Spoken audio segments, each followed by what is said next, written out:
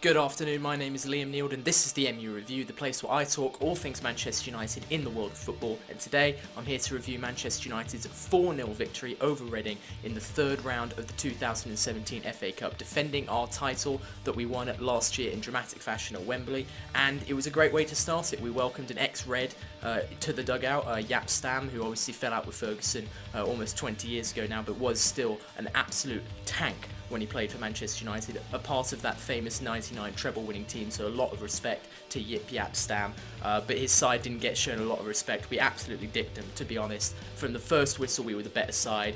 We dominated the opening exchanges, could have had a couple of goals inside 5 minutes, had to settle for 2 inside the first 20. Wayne Rooney equalling Sir Bobby Charlton's so frustrating 249 goals for Manchester United. I still to this day don't know how he managed to retire without scoring a 250th goal, but that being said, Wayne Rooney has now levelled that and will of course break it at some point. It is only a matter of time unless something horrific happened to him, and let's not even talk about that. But yeah, so well done Wayne Rooney. A lot of people talking about the fact that he's not a Manchester United legend, and I sort of see both sides of the argument there. I see the older fans whose idea of Manchester United is, the team of the 90s, but me being a young Manchester United fan, my first memory was the very tail end of the treble-winning season.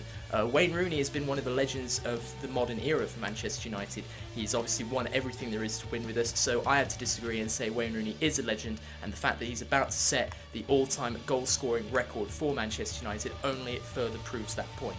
Anyway, that being said, we took the lead. Anthony Martial, who was absolutely brilliant throughout this game, really showed why he should be starting more often in the Premier League, in my opinion. He then scored the second goal, just sort of passed it into the net because he's that much better than Reading, I suppose. I mean, that's what he made it look like.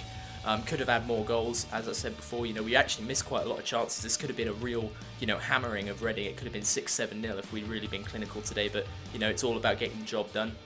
And get the job done we did.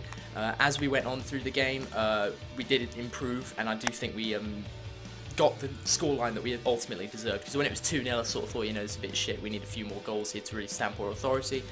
So I was very happy to see that we did get those 2 goals, and to see that Marcus Rashford got them, because he was guilty of missing a few chances in the first and second half, which I think that a world-class striker, or the world-class striker that he's supposed to become, will eventually be burying. And I think that this was kind of a key example of why Jose Mourinho is being very careful with Marcus Rashford right now, because a lot of fans, especially of other teams, and even United fans, are sort of curious as to why Marcus Rashford isn't starting more games. He seems like such a brilliant talent, but when you've got the wealth of riches going forward, like we do at Manchester United, and you've got the pedigree and the level of expectation at Manchester United, it is never a bad thing to be able to take some of that pressure off of a young man like Rashford and just let him grow and develop, because he's got a whole career ahead of him. He's younger than I am. He's 19 years old. Just give him time. In 2-3 years he will be starting, and he'll probably be wearing the number 9 shirt that Ibrahimovic will eventually vacate if he ever does retire. At this point I'm starting to think he might just play till he's 100.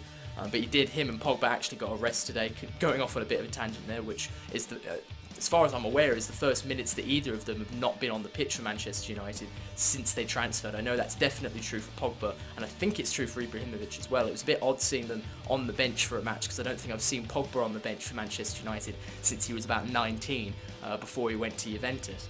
And so the game's over, we've won the match, we're through to the 4th round. Interesting to see who we get next. I know that as of this, Liverpool have drawn with Plymouth, which means they have another game, which is good, in the sense that they're one of our rivals, and they don't have European football coming around in February, so the more games that their players have to play, the better.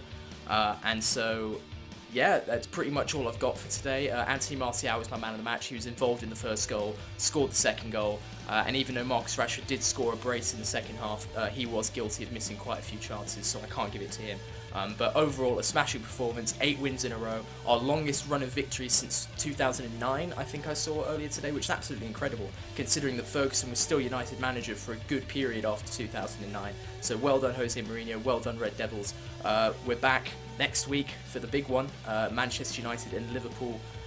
Possibly a season-defining game. Now, I don't want to get too hyperfluous about this. I don't think that's a word. Hyperbole.